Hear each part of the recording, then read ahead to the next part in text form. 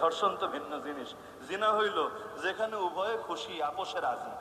আর ধর্ষণ মানে হইলো যেখানে একজন রাজি আর একজন বেজার। এখন বেজারের আবার দুই অর্থ আমাদের বাংলাদেশে। এক হইল 7 বছর 10 বছর 20 বছর একসঙ্গে রাত কাটিয়েছে, বিছানা কাঁপিয়েছে, সব ঠিকঠাক আছে, 20 বছর পর গিয়ে মামলা দিয়েছে, আমাকে বিয়ের প্রলোভন দেখিয়ে ধর্ষণ করেছে। কি বলে না, বলে না?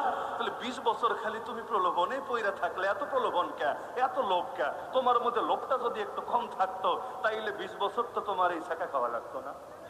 তো এখন হুজুররা জিনার বিরুদ্ধে বললে সমস্যা। হুজুর আপনি মানুষের বাক স্বাধীনতা, মানুষের কথার স্বাধীনতা, মানুষের কাজের স্বাধীনতা, মানুষের পোশাকের স্বাধীনতায় কেন হস্তক্ষেপ করছেন? জিনা বলে কাকে?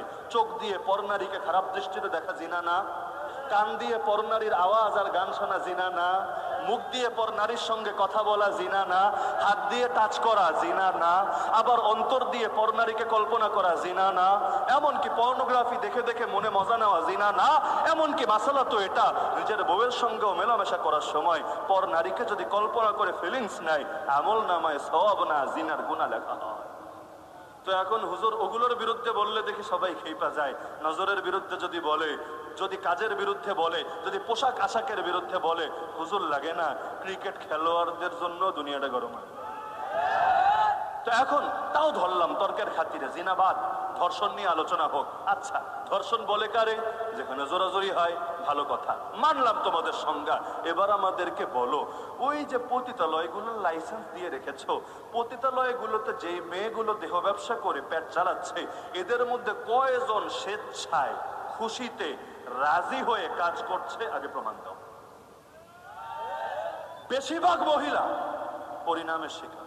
কাউরে ধরে অপহরণ করে বিক্রি করে দিয়েছে, কেউ ব্ল্যাকমেইলের শিকার হয়েছে, কেউ অর্থের কারণে, অভাবের কারণে স্বভাব নষ্ট করতে বাধ্য হয়েছে। বাস্তবে আমি এটা কনফিডেন্স নিয়ে বলতে পারবো অধিকাংশ, মানে 50+ হলেই তো অধিকাংশ হয়, এর চাইতে আরো বেশি পরিমাণ নারী তারা স্বেচ্ছায় রাজি না, ঠেকায় পড়ে বাধ্য হয়ে বিকল্প না থাকার কারণে এই পেশায় জড়িয়ে থাকতে বাধ্য হচ্ছে। তো ধর্ষণকে যদি রোধ করতে চাও, পতিতালয়গুলো আজই বন্ধ করো, সেখানকার মহিলাদের ভিন্ন কর্মসংস্থানের ব্যবস্থা করো, এতে দেশ রক্ষা হবে, আযাব গজব থেকেও পরিত্রাণ পাবে, আর যুবকদের চরিত্র তোমরা ঠিক রাখতে পারবে। কিন্তু আমাদের বলদা মস্তিষ্কের, হাইব্রিড মস্তিষ্কের বুদ্ধিজীবীরা কি বলে জানেন? পতিতালয় খুব বেশি বাড়াতে হবে, তাহলে ধর্ষণের মাত্রা নাকি কমবে। কেন? কারণ এখন পাচ্ছে না, তাই জোর করে আদায় করছে। যখন ফ্রি ফ্রি পাবে বা সহজে সহজে পাবে, প্রত্যেক হোটেলে হোটেলে, পাড়ায় পাড়ায়, অলিতে অলিতে, গলিতে গলিতে, তখন নাকি আর ধর্ষণ করবে না। নাউযুবিল্লাহি মিন যালিক। যদি এই বলদাগো কথাই সহি হতো, ধর্ষণ বাংলাদেশে আর কয়টা হয়? ভারতে এর চাইতে বহুত বেশি, আমেরিকায় তো তার চাইতে আরো 1000 গুণ বেশি। তো আমেরিকায় তো সবই খোলা, সবই অ্যাভেলেবল, বাংলাদেশের চাইতে 1000 গুণ বেশি স্বাধীনতা। তাহলে এত ধর্ষণ হয় কেন? তার মানে এটা কোনো রোগের সমাধান না। তাহলে ধর্ষণ যদি বন্ধ করতে চায়, আমারে বলেন পতিতালয় বন্ধ করা উচিত কিনা?